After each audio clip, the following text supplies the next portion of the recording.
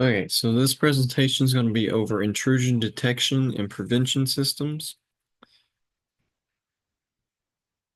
So a little, so intrusion detection and prevention systems came about around in the early 1980s, and they're used for mainly just they're a system that does what it says, detects and prevents cyber attacks on other network systems. So what is a IDS or intrusion detection system? It's a monitoring system that detects suspicious activity in networks or systems. And this is also it analyzes traffic patterns, logs, and behaviors for known attack signatures. An example would be an alert when detecting 10 or more failed login attempts. This would also be classified as a brute force attack. So an intrusion prevention system is an active system that detects and blocks threats in real time. So it's in the live traffic path. And it automatically takes action. And an example of this would be stops a ransomware attack by blocking the server communications. So dropping packets so it no longer has the communication. So what's the difference between the two? Intrusion detection systems are more of an alarm system. So think of like your house. Um, you set your alarm and you say you leave your house, someone breaks in, the alarm system's not there going to prevent them from breaking in. It's more of sends a uh, message to the police or to your phone saying, hey, your house has been broken into. Intrusion prevention systems are more of an armed guard. So this would be like keeping with the same analogy, someone breaking into your house, but you have, let's say, like a bodyguard or something there just watching over your house all the time. So if someone broke in, there's that person there that will stop that attack in lifetime. So why do we need them? Cyber attacks occur about every 39 seconds, according to a Colombian study. Um, Majority of business network frames are are, uh, are at fault of some kind of attack, or not really at fault, but are a victim to some kind of attack. This is just a little overview and shows you the difference between the IDS and an IPS systems. So you both have the attacker coming from the internet, and let's say they get past the firewall, and the top one's going to be more going to show the IDS system to where it once it goes through it, it sends an alert, but it can still get into the systems. An IPS prevents them, hence the name, and this prevents them from getting in the system. That's what the little mark out red means. So it just stops the communication to where they can't get to the land. So this is just a kind of quick overview of the layers of an OSI model.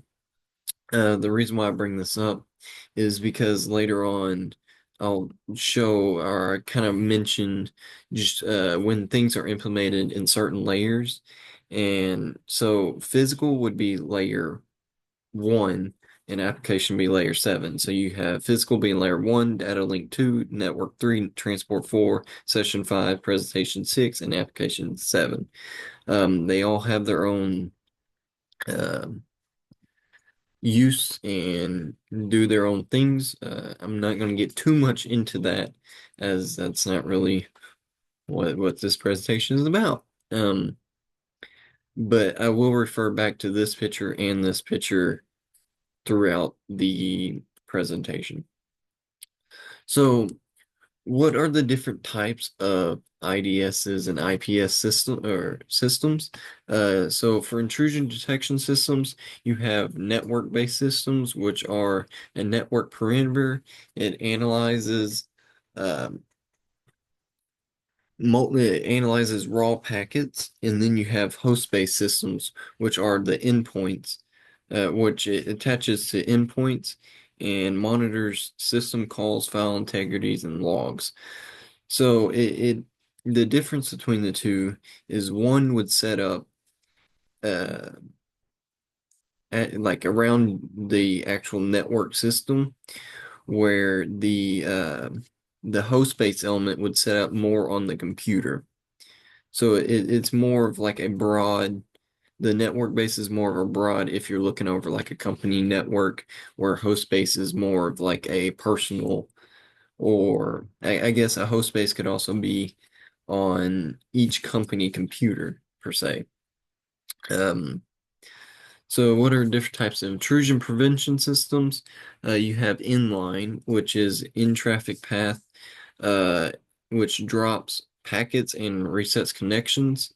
This adds about either from anywhere from zero point 0.5 to 5 microseconds of latency. Then you have hybrid, which is it combines signatures plus behavior analysis, which is a thing I'll touch on later, that is starting to become a thing with AI. So what type of detection methods are there? You have signature based and anomaly based. Signature based is going to be, it uses regular expressions, which you learn about regular expressions in programming languages if you've taken that class. Um, it uses these regular expressions for pattern matching. Um, it also, the cons and pros with it is it has a low false positive, which is a big problem that we'll touch on later, but it cannot detect a 0 days attack. Uh, so these matches that it does, it's matches to known attack patterns. So these known attack patterns have a certain regular expression, and it basically just goes through and detects, or not really detects, but um, compares the two to see if they match. Anomaly based is more of if something, I think like an anomaly, something sporadic or unique happens. So it uses statistical models, and it has a baseline establishment of 7 to 30 days, to where it can get a good model of what is common and what commonly happens. So it's not just detecting everything as an anomaly on the first day. Um, this type uses machine learning to detect any deviations from the baseline. Um, the only problem with this, it can detect novel attacks, but the false positive rate shoots super far up. So you go from a point, like I think it's 0.1% on a signature base, to around a 5 to 15% false positive rate on anomaly base, which is not good, because the more false positives you have, the more um, the more you're stopping communication that doesn't need to be stopped per se.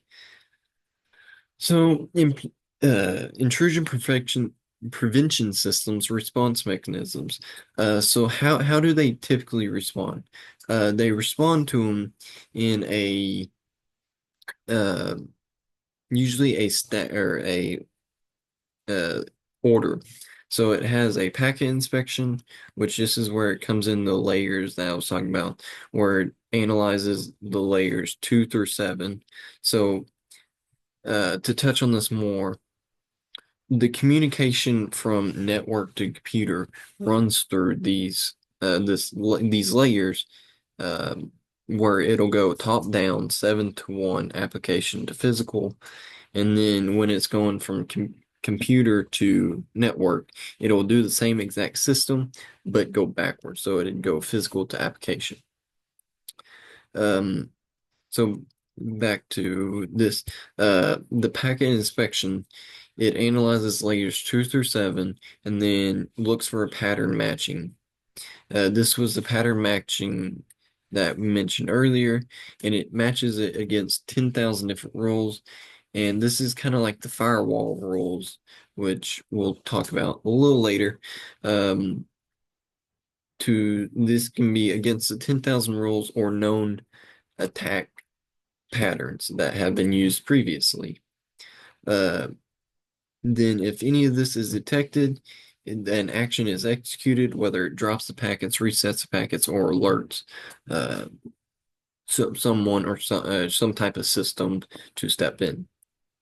A quick example of this is for a brute force attack. So you detect 5+ logins, failed logins within 60 seconds. So an easy kind of real world example that you could use for this is, and this isn't totally accurate along with these bullet points, but think about you're logging into your phone. You fail it 5 times within a quick time set, you get locked out for a certain amount of times. So that would be detecting the 5+ failed logins within a certain amount of time, in this case, 60 seconds. It adds the source IP to a block list for 15 minutes. So that's the little timer you get for it says your phone's been locked out for 5 minutes, 10 minutes, and then it ramps up the more you lock it out. After this, it sends the SNMP trap to a network operations. Um, so this whole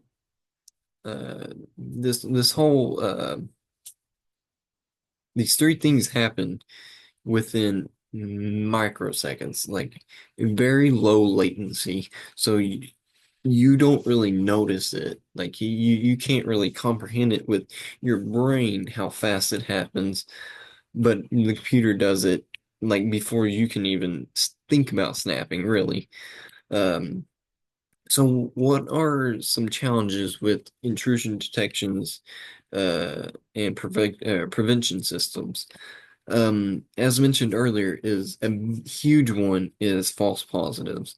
False positive are when you have communication that is um, how do I say, that is valid, but it gets blocked because it may be an anomaly. This would go with the anomaly based detection method. So typically, some institution or not institutions, but some enterprises can have 100 to 500 false alerts daily, which is a high number for a day-to-day basis.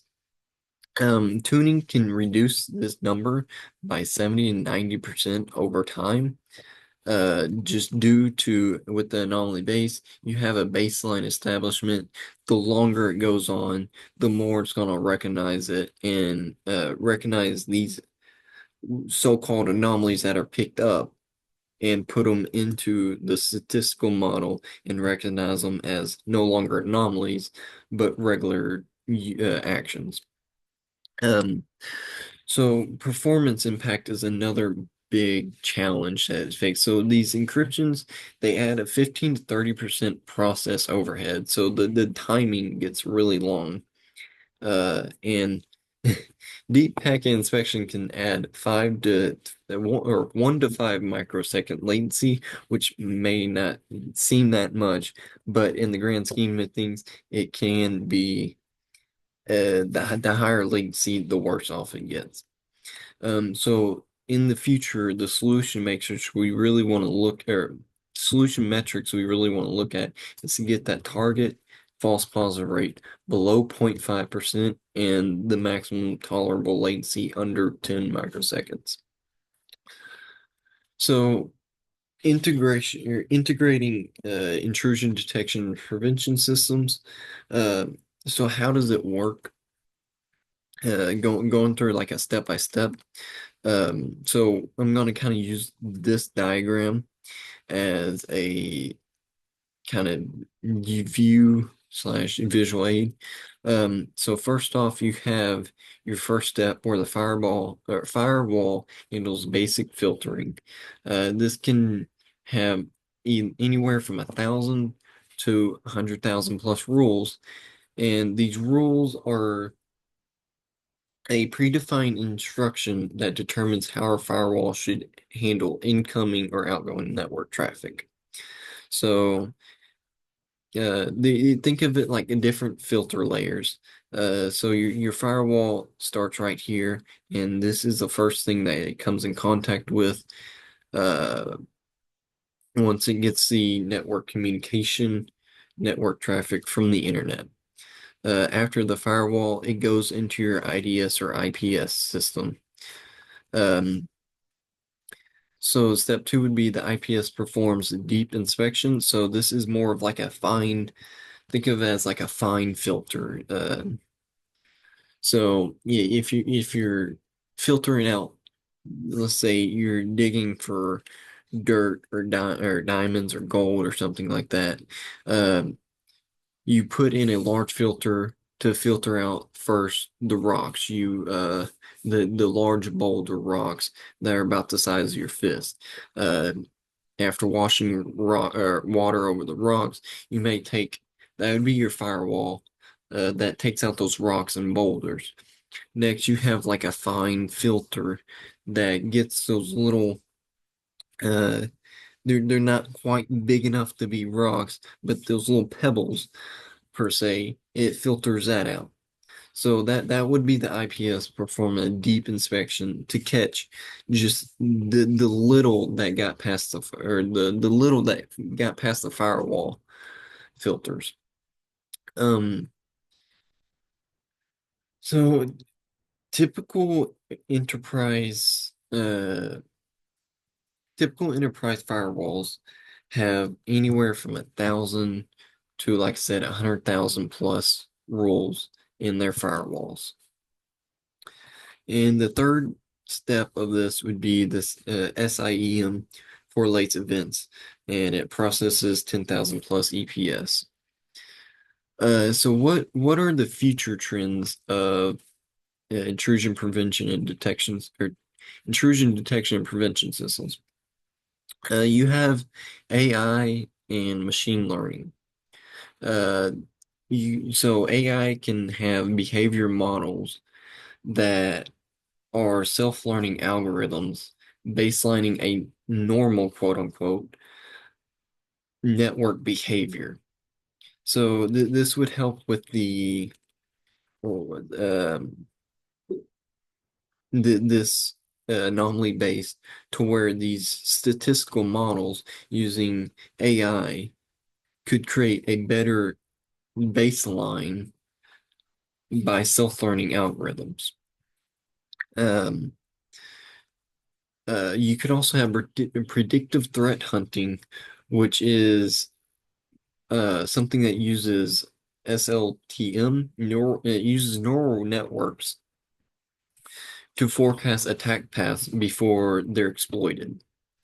So this is hence the name predictive threat hunting.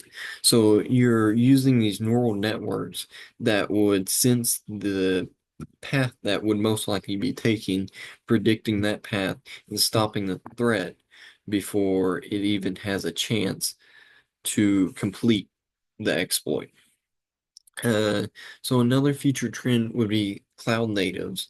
These are cloud-based intrusion detection prevention systems, which you may be thinking, why would you want something on the cloud and not host-based or in the actual network-based prevention? Um, So, an example of a cloud-based system would be Microsoft Azure Sentinel that detects API abuse in serverless functions using cloud-native rules. Um, it's gotten good enough to where cloud-based intrusion detection prevention systems are getting on par to the network. not really physical, but the network type intrusion detection and prevention systems. Um, Another future trend is quantum resistant cryptography, which could be anything with the word quantum really could just be a whole another topic. Um, but with quantum computers, they could break an RSA 2048 encryption in minutes. Um, right now, it would take our supercomputers trillions of years to decrypt this RSA 2048. So with these, we would kind of reverse engineer the uh, and use this quantum cryptography to the advantage of creating better systems. So in conclusion, um, the detection accuracy with these systems can be anywhere between 85 and 99.9%. And that is a big gap, but a big gap of that is that anomaly-based system where it can be anywhere from 5% to 15% false positive rate. The higher your percentage on the detection rate is, the better, because that means you're not getting as many false positives. Um, the processing speed, these things are 1 to 20 gigabytes per second. That's pretty quick.